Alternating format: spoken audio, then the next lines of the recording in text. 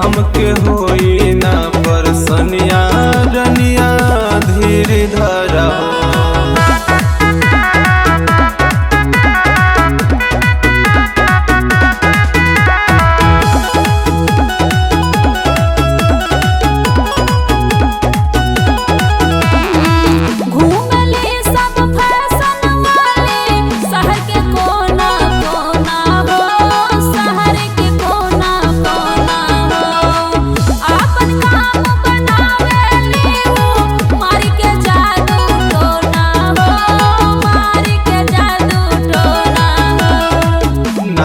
केहू से मतलब रखबे करबे हम नौकरिया हो करबे हम नौकरिया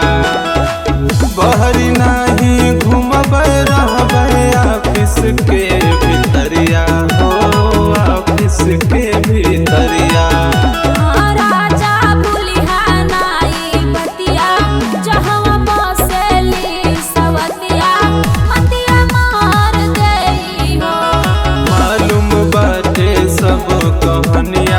हमके होई ना परसनिया रनिया धीर धरा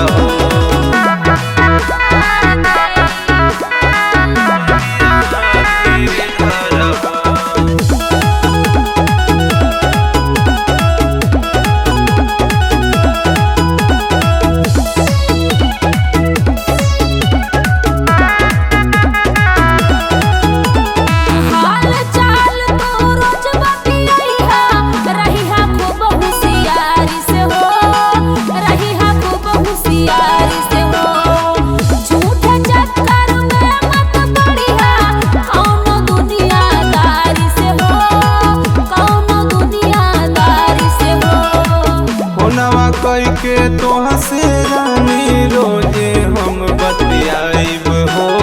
रोजे हम बतियाइब 3 महीना कई के ड्यूटी छुट्टी लेके आइब हो छुट्टी लेके आइब धक धक करेला हमरी छतिया जहाँ बसेली सवतिया मतिया मार देई हो सब कहानिया हमके होई ना परसनिया